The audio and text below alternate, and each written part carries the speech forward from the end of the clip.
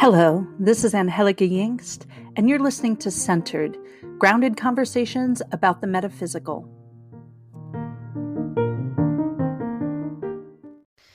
It's Angie Yingst with your June 2022 Tarot and Earth Medicine reading.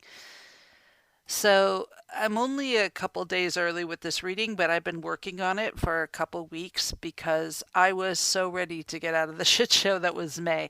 And maybe shit show's too strong of a word, but the eclipses of May really brought to light a lot of darkness.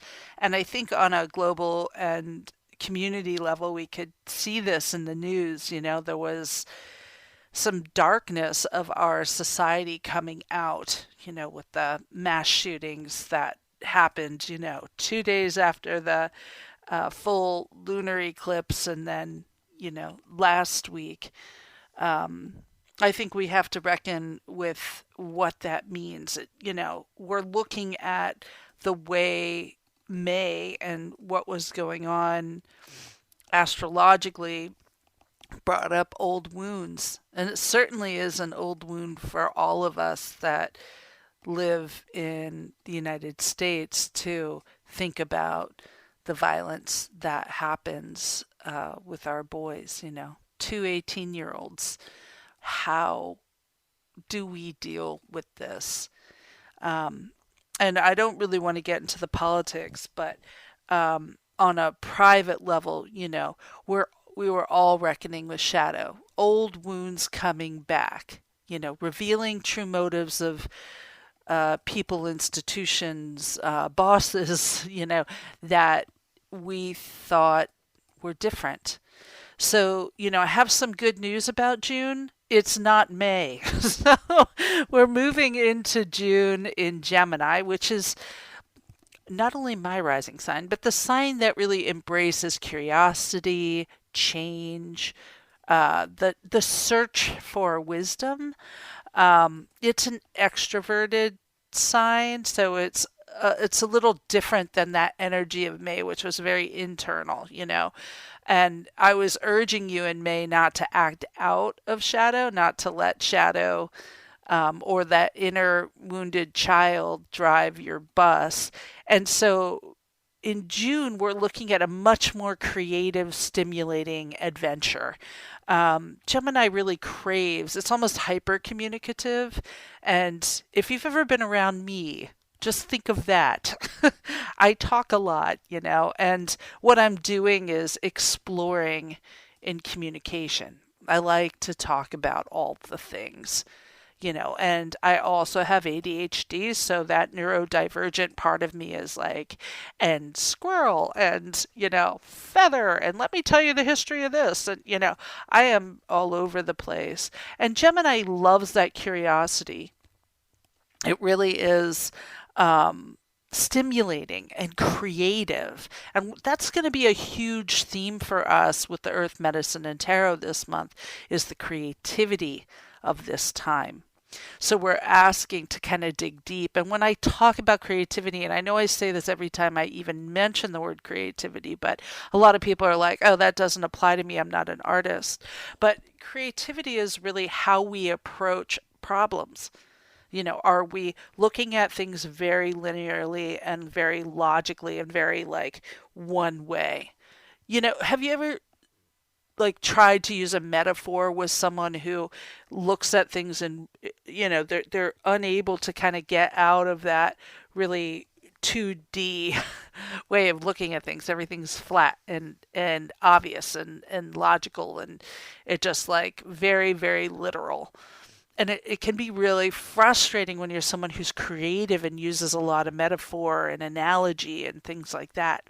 So this is the kind of energy. It's the roundabouts, not literal. Okay, it's creative.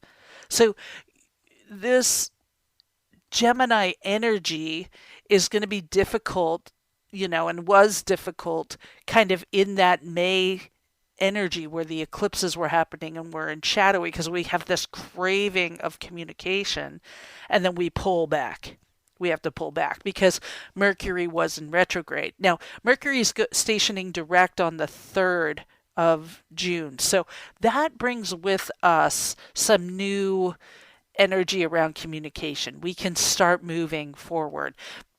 Gemini is very social. The new moon is not so social. So, we're kind of ending May and going into June in this new moon energy. So you can kind of scratch both itches here by sending a text instead, or an email or a DM, and just start with love, grace, and kindness. This isn't the time to send that nasty email, text, or DM, but to kind of, if you're feeling like you want to be social and express yourself and yet are worried about Mercury being in retrograde, then just start with just reaching out to the loved ones that you have, saying positive things. So we are starting off June by coming out of this new moon in Gemini, which is, that introverted time. And then we move into the beautiful shift of Mercury from retrograde to direct on the 3rd.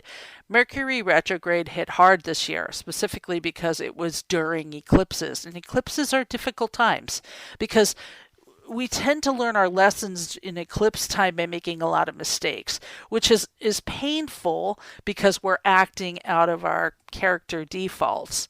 So it's interesting what happened during this Mercury retrograde. I went to the market the one day and I had this very small window of time to go to the market, pick up prescriptions, get everything done. I walk in there, I get in line at the pharmacy, and there's, one person in front of me. And yet it took forever. And I should have known that something was going on because the pharmacist left the pharmacy booth with the window thing open. I'm like, anybody could go reach over, right? But what happened was all the credit card machines went down in the supermarket and in the pharmacy, but all the other things were working, so you could pay with cash.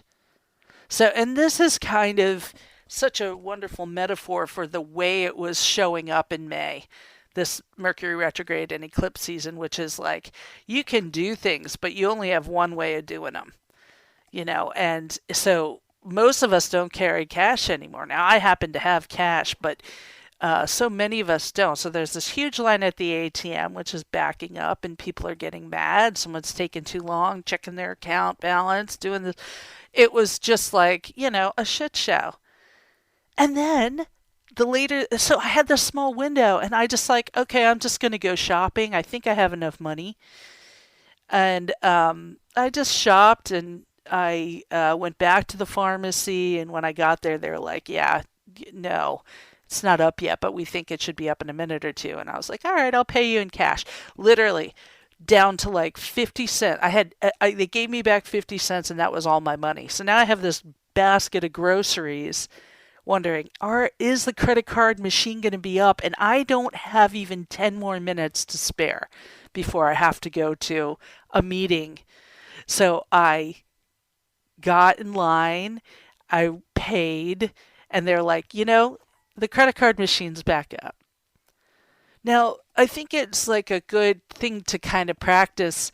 Sometimes think about these little things that happen to us in our day that end up becoming a metaphor, right? It's I gave myself this really small window. I did not give myself any wiggle room. And I trusted that all would be resolved and it would be okay.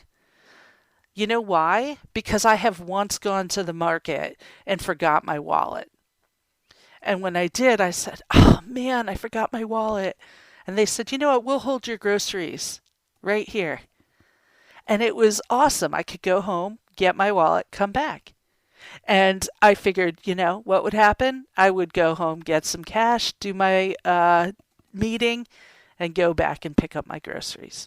So, all I'm saying is, sometimes these lessons are bigger spiritual lessons, even though they're stupid. The credit card machine went down at the supermarket because of Mercury retrograde. It's funny because the same issue happened at the bookstore later that day. And I was thinking, am I the one sorting out all the cash registers? Am I the drama? But you can use Mercury retrograde. You can use these retrograde times for self-reflection. So when you're thinking about what's happening during retrograde, what came up? What did you discover? What did you want to act out of? What can you use moving forward? In what ways did you, wounded child come back to haunt the present? And in what ways are the new you driving the bus? I saw a lot of this with my clients and friends. And, that was interesting too, because what came up for me when they were going through things like betrayal and feeling let down and getting rageful and angry was that my instinct, my codependency instinct, was activated like almost all month. Like to really get out of self, all I wanted to do was fight their battles for them. I wanted to call the person, tell them what what they were. I wanted to uh, talk about it, spread stories, do that stuff. I didn't do any of it. I tried to be a good friend and listen and support and validate where I could and challenge where that was, when that wasn't working, then challenge some assumptions. But the truth is, we all had our stuff. I'm in recovery. And in recovery, we often talked about being on the beam or off the beam. And when we're off the beam, we're acting in ways that reflect our fear, insecurity, shame, and guilt. On the beam, we're letting our wisdom lead. And so June asks us to focus on the beam, to focus staying on the beam. And that phrase, being on the beam, when I first heard that, I was thinking it was like a gymnastics term because I was a gymnast growing up. And being on the beam, it's a thin beam that we're on, but actually it comes from the early 20th century. I shouldn't say the early; it's like the 40s, the 30s, the 40s, and it was like a aviator term to follow the correct course because beams, the radio beams, were used in navigation, so the pilots couldn't see where they were landing. This was a blind landing aid. There was two directional radio signals that would be aimed slightly to the right and to the left of the runway's midline. And so the radio operators in the aircraft would listen for signals to determine which of the beams they were flying in. And so this was how, and there would be Morse code signals to identify right and left. And so in this way, like they wouldn't be able to see where they were landing. They had to use other senses. And it was, that unseen, gut, intuitive way of landing. When we do soul work, we're often blind. We don't know where we're trying even to land. All we know is we don't want to be in the ocean. I always imagine this happening on an aircraft carrier.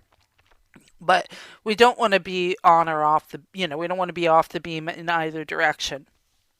So, a lot of times we have to check in with this unseen force, prayer, meditation, our higher power, our spiritual advisor. Do you have a spiritual advisor? Do you even know what that means? In recovery, we have sponsors. And we think of them as our spiritual advisor because they're the ones telling us and guiding us into our soul work. So we need to bounce our messages off those forces, Ask God, do muscle testing, ask our guides, ask our spiritual advisor. I use prayer and meditation every day. I use my closest friends. I call them to check in. Dude, am I way off base here? And by the way, I call everyone dude, so but what do you use? How do you know when you're off the beam? We don't always know. We have to check in. So reflection and journaling is a really good way to be able to look back and determine when you were on or off the beam. So Mars is in the sign of Aries, and that happened May 24. So Mars is the planet of action and drive and ambition and energy, and it really empowers us to pursue our personal goals and ambitions and put us first. So Mars tends to have, and Aries has this reputation of having aggressive energy, but really what it is to go after what we want. When channeled correctly, it's a great place to get shizzle done. So we're eager to take the lead and to strike out on our own. So it's a really important time to think about who we are and what we're ready to do. And that'll continue all of July, all of June, and into like July 5th is when it changes. So the beginning of June, we are dealing with Mercury retrograde shadow. After the 3rd, when it goes direct, we still have that shadow period that's about 8 days after that. But we can really be in forward motion. Another big day is June 4th, and that's when Saturn goes into retrograde. And Saturn really brings this idea of like authority and authority figures and the rules and all of that stuff. So we're really looking at big changes in terms of things that we thought were set in stone. So it's great. The next big thing is the 14th of June is the full moon in Sagittarius. And again, another fire sign energy. So, one of the things about Sagittarius is very curious. It is like the world traveler. And it really is a wonderful full moon energy because it brings with it curiosity and awe and wisdom, like the searching for wisdom. And then the sun moves into Cancer June 21st, which is also the summer solstice.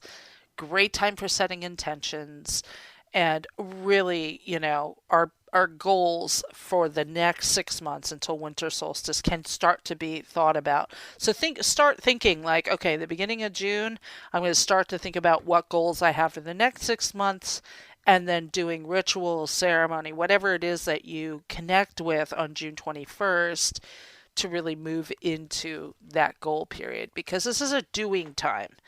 When I talk about all the fire, and we do have air in Gemini, but I mean that fire stuff, and we see a lot of fire in our earth medicine. We're really talking about getting things done. And this is a great time to start that work when we're right in that real sunny, fiery area of the medicine wheel, of the wheel of the year.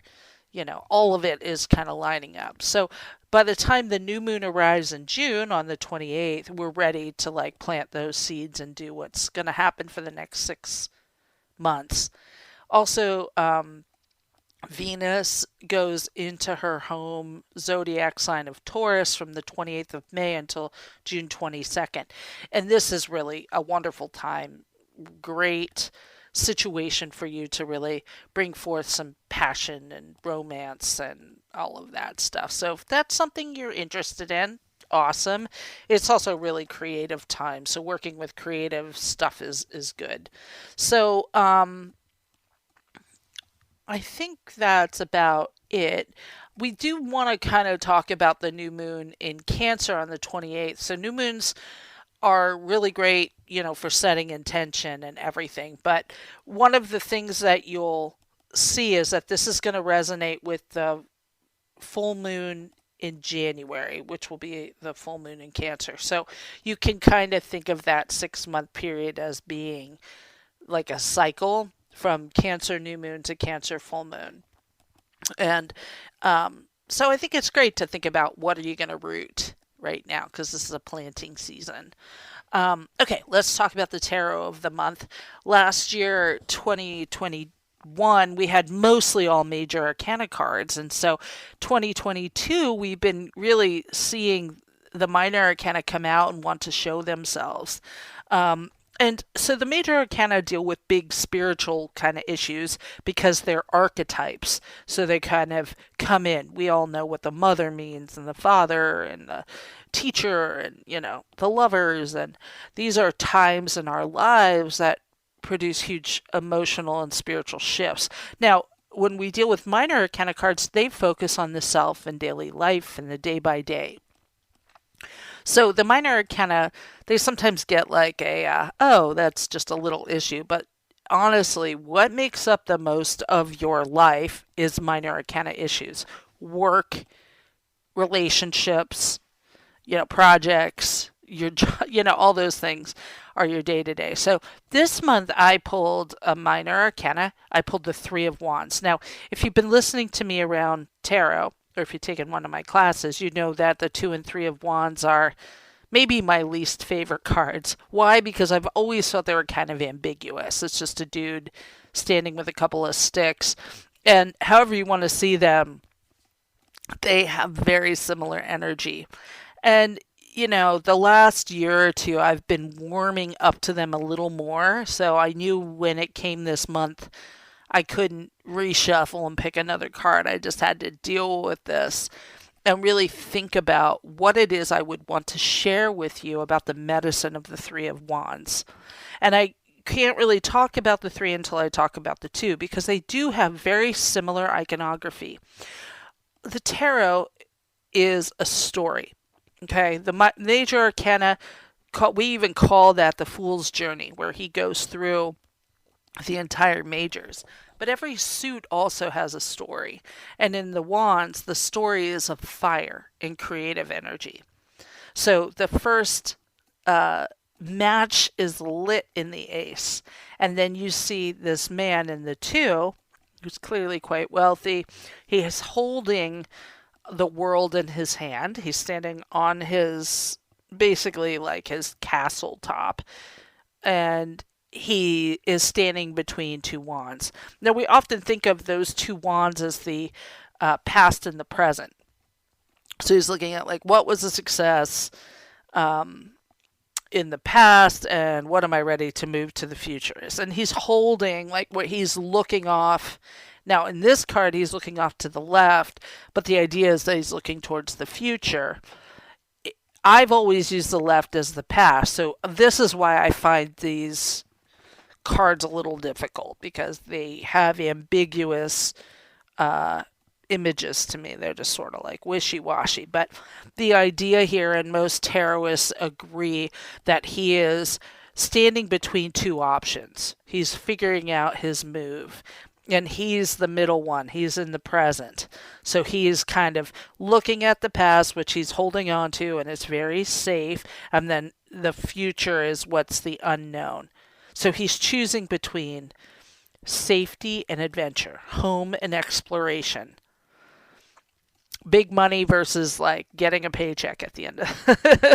So he has all this possibility, and he has faith, and he's still in the thinking stage.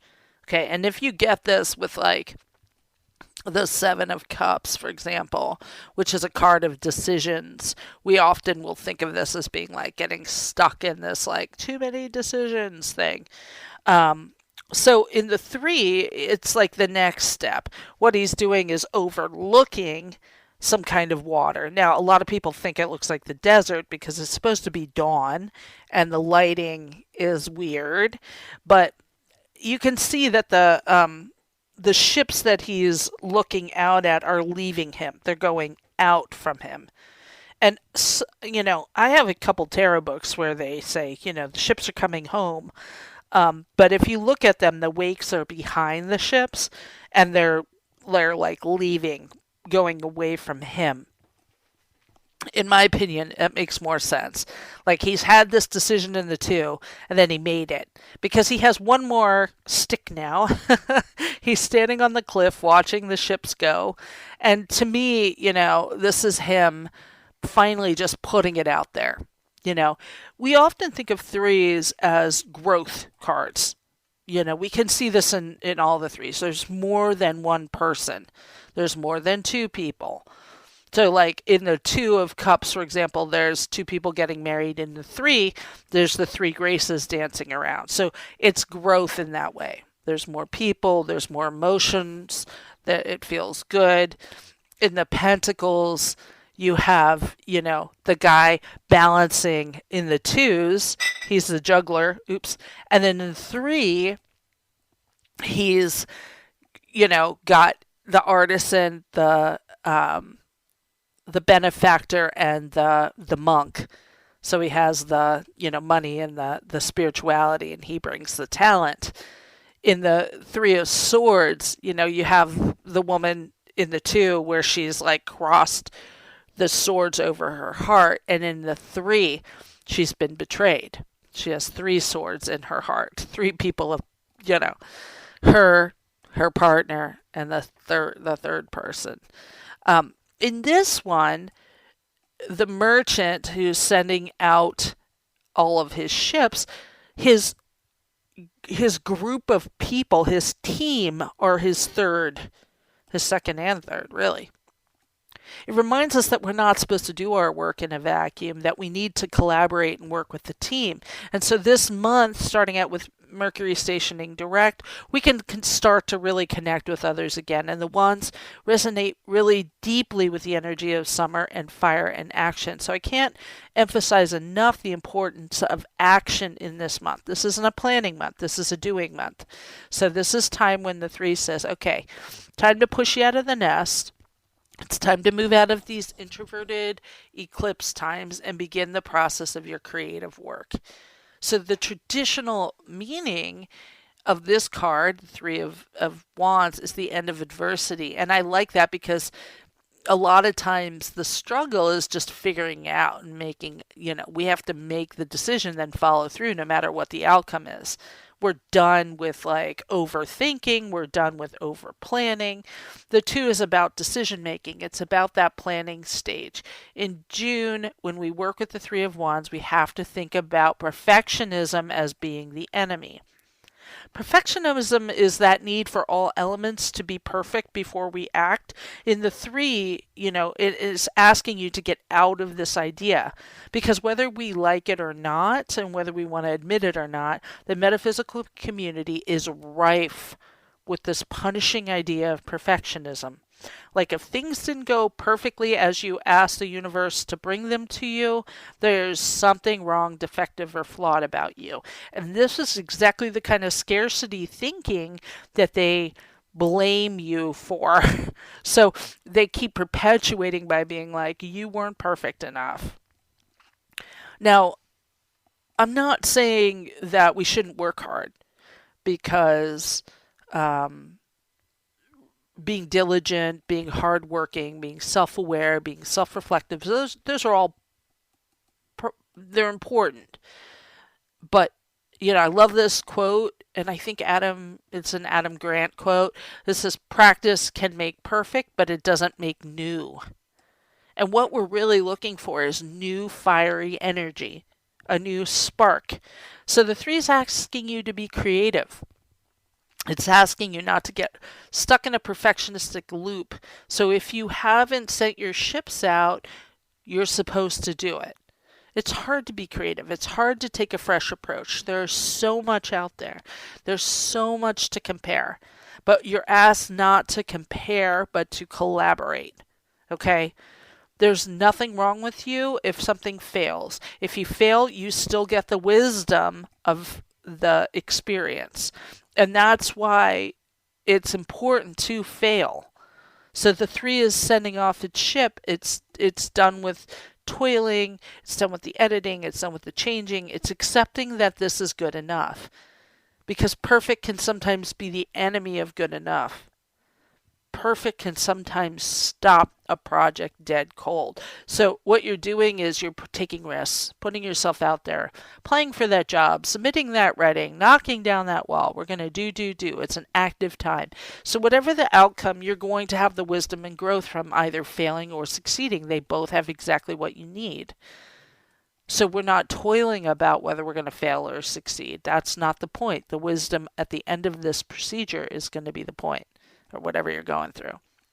So let's talk about some earth medicine allies you can work with. Now, when I choose these, I just choose cards, so they're random, but they really all fit together very nicely. I love when the medicine that arises is the medicine that's growing invisible to us right now in our neck of the woods. And right now, yarrow is growing abundantly, and it's exactly the card that fell out. So it's flowering, it's available, and she came forth as our plant medicine guide for June. Yarrow comes in for boundaries and protection. Yarrow is used for courage and strength. He actually used to be carried by soldiers into battle because it is a wonderful coagulant, and it was also thought to bring courage and strength and all of that. So yarrow does ask you to get out of people pleasing and move into boundaries for self care. She works with the auric field. Like selenite, she repairs any nicks or holes or issues that you're having with people invading your personal space. Yarrow is also edible and medicinal, and it's so common that you probably have it in the backyard and don't even know it. You might be confusing it with Queen Anne's lace, and the difference is that Queen Anne's lace has a purple bud right in the middle, whereas yarrow does not. And it has a distinctively piney smell when you rub the leaves together, whereas when you rub the leaves together for Queen Anne's lace, it smells like carrots because it is a wild carrot. So, yarrow is usually growing in our backyards. If you're in North America, it's got a wide range of medicinal uses from coagulating blood to reducing fevers. If you're pregnant, you're asked not to use it. And part of it is because the medicine of yarrow is to help clear when you're having your period. So you can eat the entire yarrow plant, the leaves, the flowers, the stems, and the roots. When I would spend time with my teacher Pixie, she would just find yarrow, pull the flower off after making the prayers and asking permission, and plop it into her water. Yarrow is slightly bitter, so that's not for everyone, but yarrow has antiseptic and astringent, microbial, and anti-inflammatory properties. It's also used as a poultice. The leaves are ground up into a styptic powder to help stop bleeding. You can also just chew the leaves and put it right on a wound when you're out hiking, and that helps to heal the wound. Yarrow also improves circulation. It's great for the reproductive system. It balances the cycles and regulates menstruation. It's also good for the digestive system. You can use yarrow for herbal salves. You can use it for first aid and all kinds of minor cuts and wounds. It's also great for regulating body temperature during fever, and you can throw some yarrow leaves into a bath. It's also a diuretic and can be taken to combat urinary tract infections.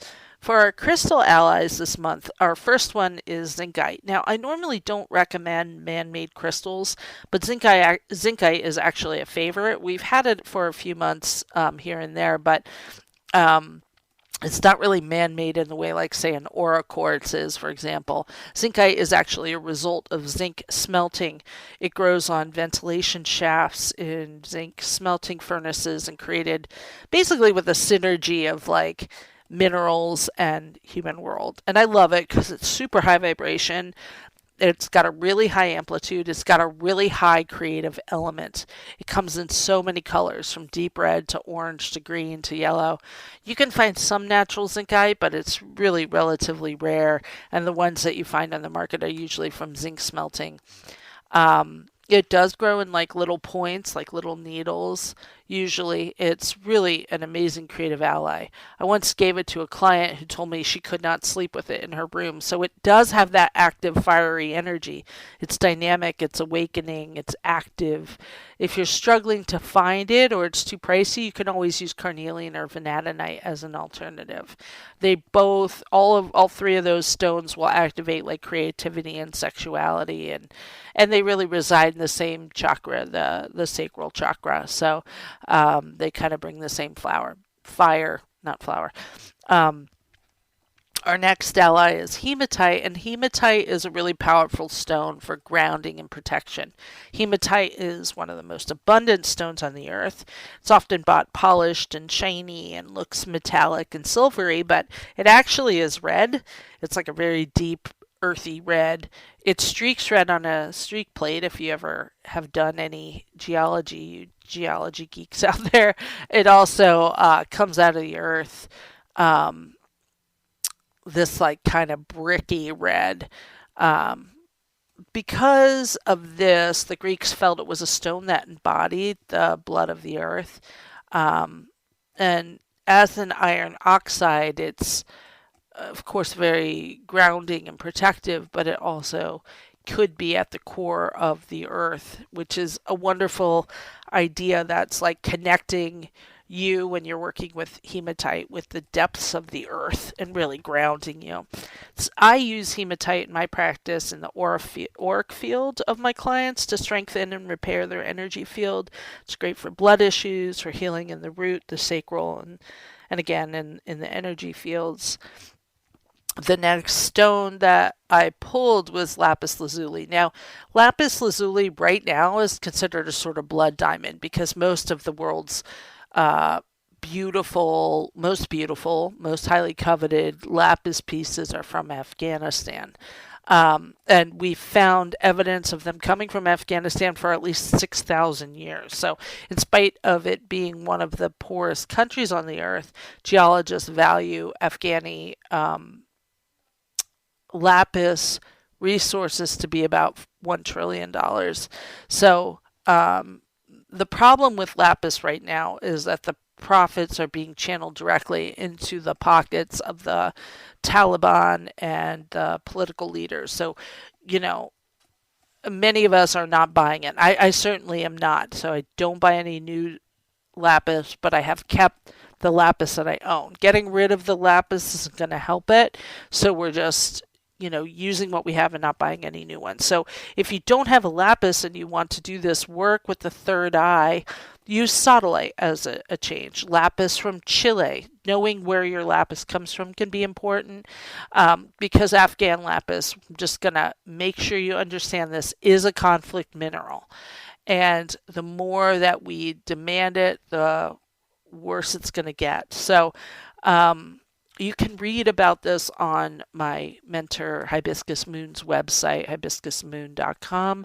She has a lot of great blog posts, and if I said anything about those, I would just be repeating her words. So just go check that out. If you want to work with some other stones, again, we're working with these deeply indigo third eye stones. Azurite's a very psychic stone. Iolite is, and you can even combine it with iolite in sunstone or sunstone in iolite, however you want to say it. That's a wonderful one for connecting the sacral and the third eye, which is basically what we're doing with this medicine. Blue kyanite is wonderful. Iolite with sunstone, I already said that. Blue sodalite, and those are great alternatives, and I'm sure you can think of some more. Azurite's very, very strong and also hard to find, so I, suggest it with that disclaimer. Now, for our animal medicine of the month, raccoon came forward, and raccoon is a native of the Americas. It's also one of the most intelligent animals. Raccoon has always been kind of considered a thief and a bandit because it has the bandit mask on. But actually, raccoon is a nocturnal scavenger. So, some people see them during the day, that's fine. But they're very clever. They've learned how to adapt to our human world and our man-made environment. So they have opposable thumbs, they can open things, they can get into bottles and cardboard boxes and all kinds of things. People keep them as pets because they are so highly intelligent. They even know how to open doors sometimes because they have an opposable thumb. So raccoon's wisdom includes understanding the nature of mask and disguise. They are all about dexterity. They seek wisdom. We've talked about this already. They question without fear, and they balance their curiosity and shape-shifting and secrecy. So they're playful, they're curious, they're really adaptable and flexible. They live on the outskirts of human dwellings so they can get food easily. And they're, nocturnal animals that live on trees during the day and hunt in noisy packs at night. Spiritually, raccoon really works with living in harmony with yourself in relation to the world. It's how we observe our own ego. And what masks we put on to try to fit in or not fit in. Raccoon can teach us how to do that, how to work with transformation and changing our masks. So we'll really be deep diving into raccoon medicine and the guided shamanic journey this month if you're a membership subscriber. Um, I just want to say some words about my membership tiers. There are all levels, and it starts, I think the lowest is $20. But if you're really connected to my readings and would like more at the new moon, full moon, and the guided shamanic journey, there's always alternatives. Just check my website, angieyingst.com. In the upcoming months, I'm going to hopefully do some more fun things for our members, but I do have a lot of free content, including monthly readings and blog posts and newsletter, and I create tarot layouts and blog posts about crystals and tarot and soul work. There, as a subscribed member, you get more content.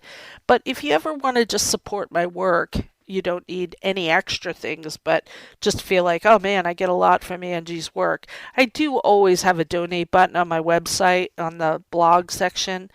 It just helps to contribute to my research, my creative work, and my future offerings. It's not necessary, but if you have the financial means and want to support a creator, you can do that. So June's going to be a busy month. It's going to be a busy month for me personally, so I may be limiting my readings and healing sessions for a time, but in general, I just want you to know how much I appreciate you. I will also be teaching a course with Hibiscus Moon Crystal Academy for crystal practitioners and crystal healers called Advanced Body Layout. So if you're interested, go join the waitlist at Hibiscus Moon and receive more info. So I really appreciate your support. Abrazos, and have a great June.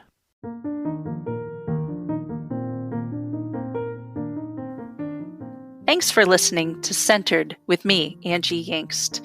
If you'd like to send me a question or comment about this show or any shows, you can send them to Angie@themoonandstone.com.